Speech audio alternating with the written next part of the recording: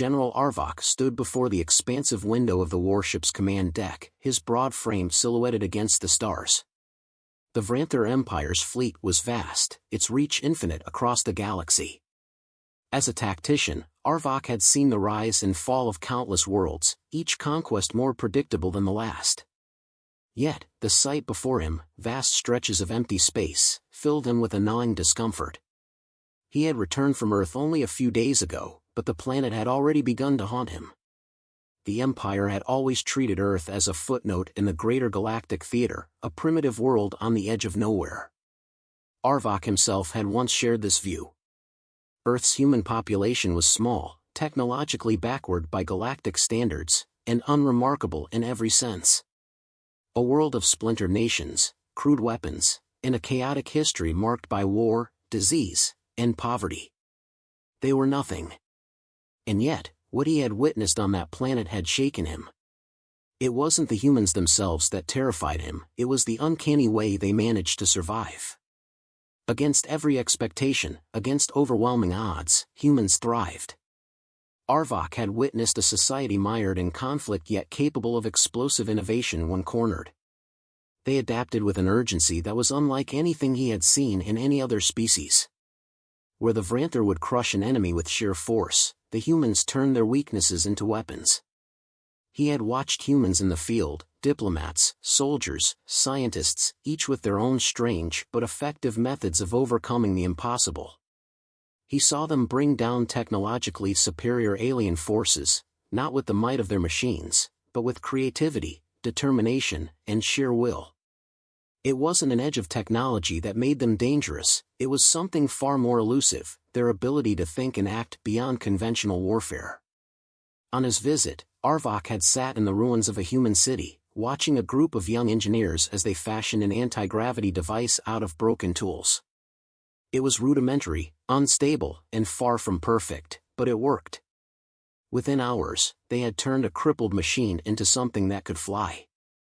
The implications were not lost on him. While the Vranther Empire relied on precision, power, and control, humanity's unpredictable ingenuity defied all understanding. He had seen it in the way they used rudimentary weapons to disable superior alien technology, employing tactics that should have been considered outdated, but in practice, they worked. He had come across an old human relic, a machine from the past, a centuries-old plane. It was a remnant of a time when humans fought with steel and fire, yet the people around it treated it like a piece of treasure. They rebuilt it, restored it with a passion, and made it useful again, a tool to fight for their survival. When a Vranther destroyer attacked, humans didn't retreat or try to fight with equal force. They used tactics that no one could have predicted, attacking the vulnerable spots, using the environment to their advantage, creating chaos where there should have been none. They didn't fight fair, they didn't fight smart, but they fought. Arvok had been taken by surprise. In his years of military experience, he had learned to predict the actions of nearly every species in the galaxy, but humans were different. They didn't think like anyone else. He had been on countless planets where civilizations crumbled under the weight of superior force. The Vranther had crushed them effortlessly, one after another. But Earth had refused to fall, even when it seemed there was nothing left to fight for. Humans fought because they simply couldn't help themselves. It was during his final moments on Earth that Arvok saw something that truly unnerved him. The human resistance, a small faction that had been battling a larger, more technologically advanced force, had been decimated. The survivors were few, scattered, and exhausted. Yet, when the enemy thought it had won, when victory seemed inevitable, the humans fought with a final, desperate strength that Arvok had never seen before. They didn't just survive, they fought back with an intensity that bordered on madness. In that moment, Arvok realized something profound: humanity didn't know when to quit. And that was their greatest strength. The Vranther, in their arrogance, believed that overwhelming military power was the answer to every problem. The idea that a species with such primitive technology could defeat them was laughable. Yet here was Arvok, one of the highest-ranking officers in the Vranther fleet, staring out at the stars with a cold certainty in his heart: humans were not the weak, insignificant species they had assumed them to be. They were a force that could not be ignored. Returning to the Empire, Arvok had hoped to speak with the Emperor, to share his findings and his fears, but the Imperial Council had already decided. They had ordered the full-scale eradication of the human colonies on the fringe of the galaxy. The humans, they said, were nothing more than an inconvenience. It would be an easy victory, one that would send a message to the galaxy. There would be no mercy for those who defied the Vranther. Arvok knew better. He had seen what humans were capable of when pushed to their limits. And if they were attacked, if they were pushed too far, there was no telling how far their desperation would take them. He had seen the fire in their eyes, that insatiable hunger for survival, and he realized that if the Vranther went to war with humanity, they might very well find themselves on the receiving end of an unimaginable fury. Arvok turned from the window and walked briskly to his command console, his fingers moving quickly across the holographic controls. He knew what he had to do. He had to warn them. He had to stop the attack before it was too late. As he prepared his report for the Imperial Council, his mind raced through the countless battles he had fought, the victories he had won. None of it mattered now. None of it would matter if the Empire destroyed humanity. He could not allow it. The galaxy was about to witness the rise of a force unlike any it had ever seen. Humanity was no longer a species to be ignored. The future, he knew, would be shaped by one thing: survival. And humanity was the master of that art. Arvok had tried to explain his concerns to the Imperial Council, but his words had been met with skepticism. The Empire's military elite believed only in strength and numbers. They saw humanity as a primitive species, a relic of a bygone age with no chance against their might. Arvok's warning had sounded like an exaggeration to those who sat at the helm of the Empire. Yet, the truth gnawed at him like a relentless storm threatening to breach the walls of the Empire itself. As Arvok stood before the war room's holographic display, the Council continued to debate. The Emperor, who sat at the head of the table, had grown impatient with Arvok's repeated urgings. He was a young ruler, eager to expand the Empire's territory and further cement his authority over the galaxy. Humanity, with its insignificant colonies scattered at the fringes of known space, was a nuisance.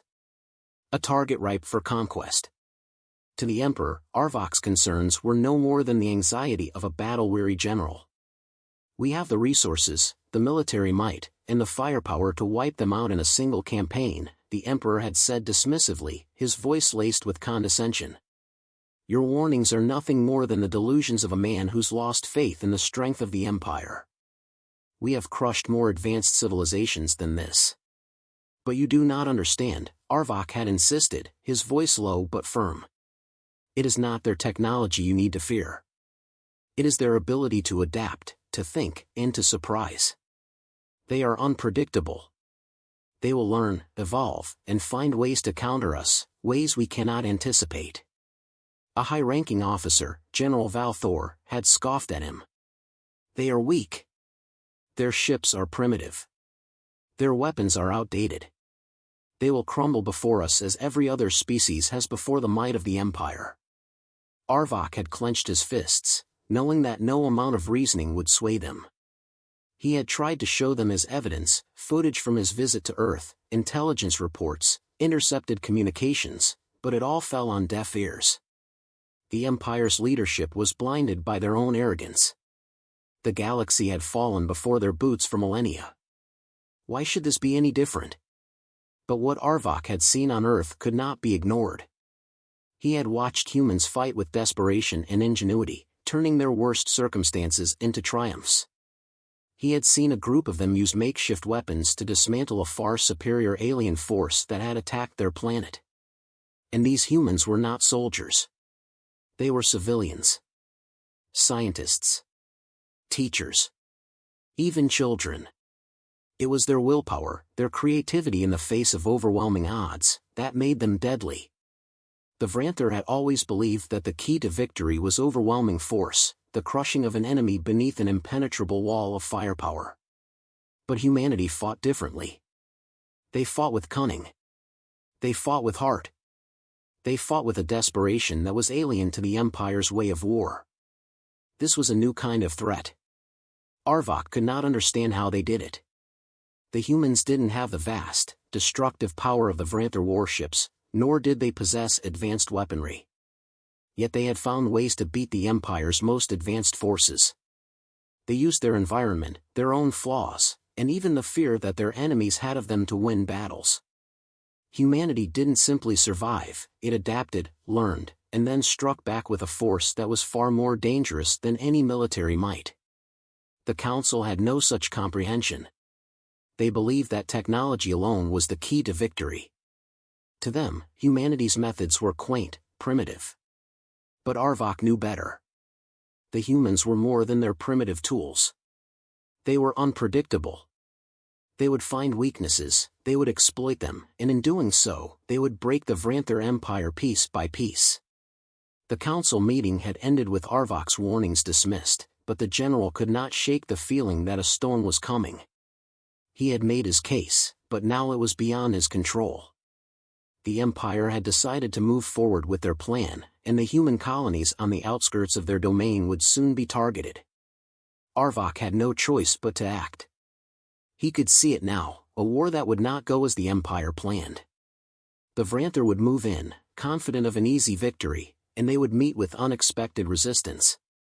Humanity would fight not just with weapons, but with ideas, with strategies that defied all logic and reason. They would turn the battlefield into a place where the Empire's superior numbers and firepower meant nothing. And the worst part?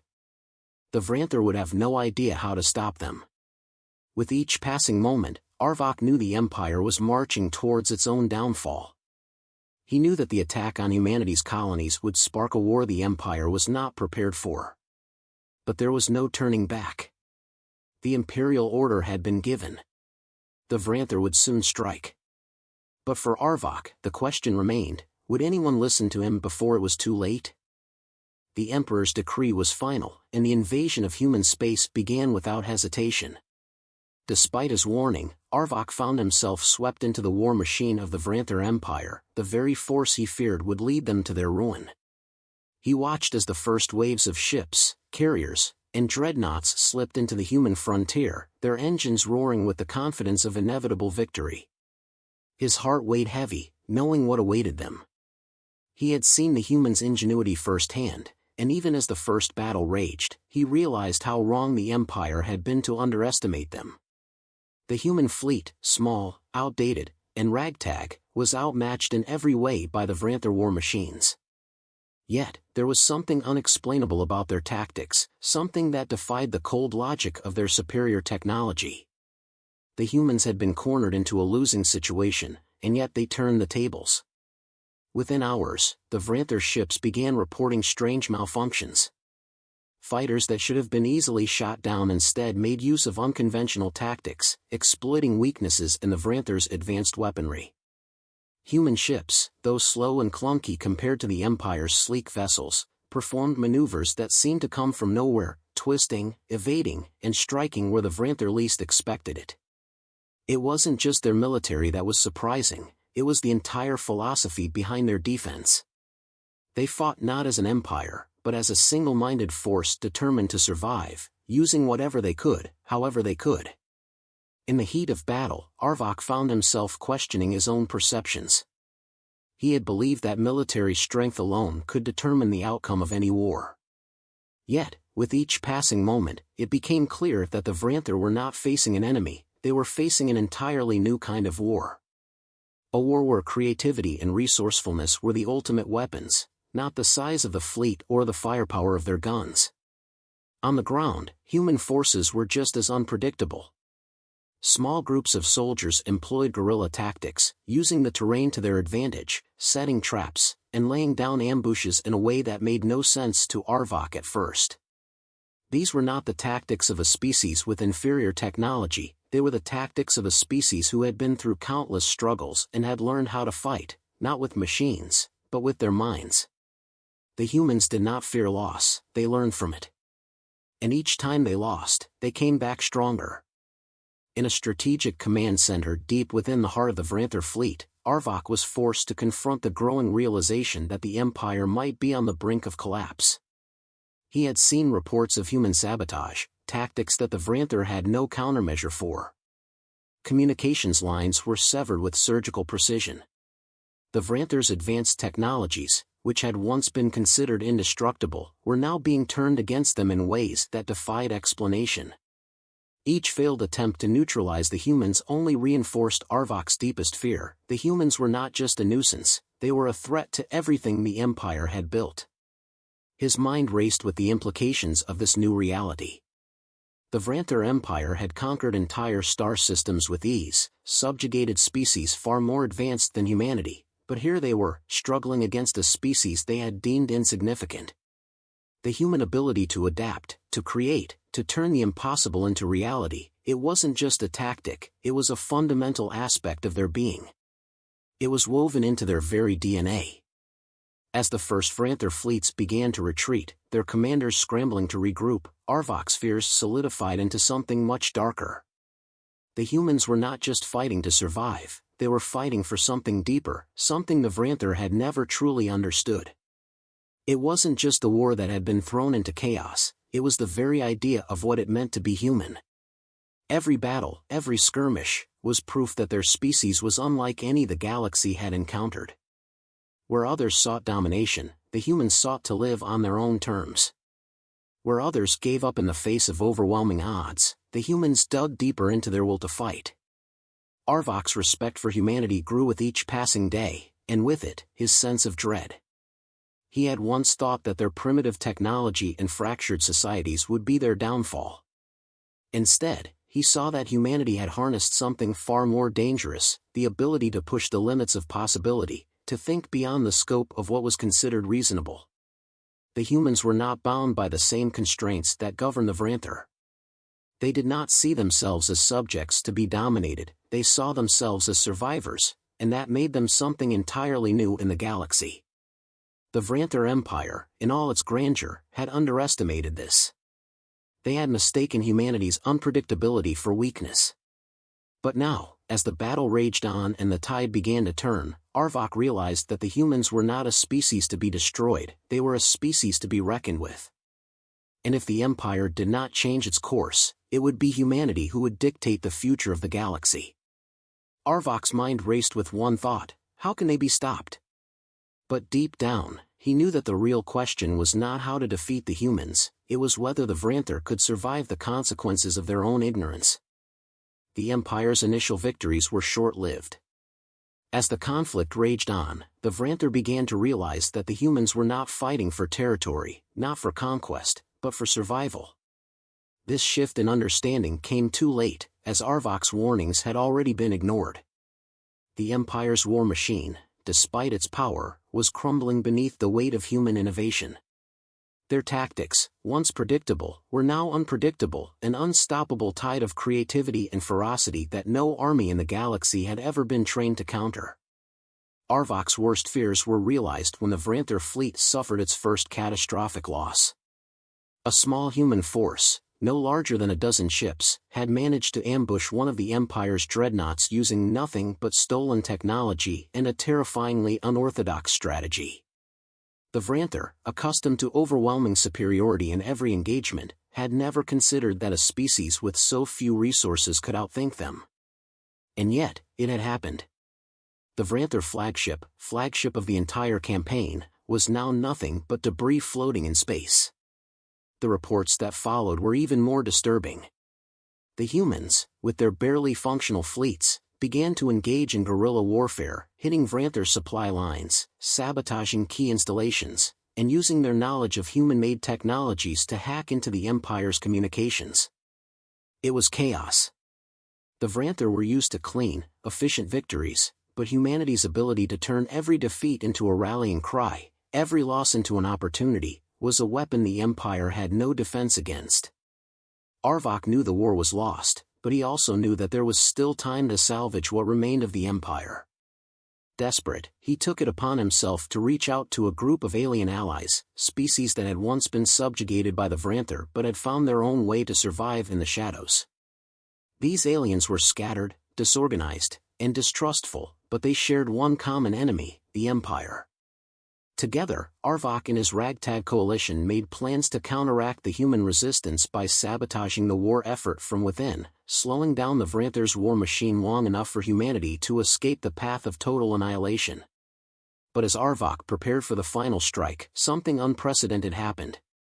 The humans, whose desperation had once been so palpable, were now fighting with a purpose that went beyond mere survival. They were fighting for the galaxy itself. They weren't merely defending their colonies, they were dismantling the Empire piece by piece. Every day, the Vranther lost more ground, their systems destabilized by the relentless pressure from both the human fleet and the alien factions Arvok had brought into the fold. As the last of the Vranther's ships fell into disarray, Arvok realized that humanity was not just a threat to the Empire's dominion, they were the reckoning the galaxy had long needed. Their survival instincts had turned them into a force so dangerous that no military could withstand them. And in that moment, Arvok understood the true meaning of the warning he had tried so hard to deliver: never attack humans.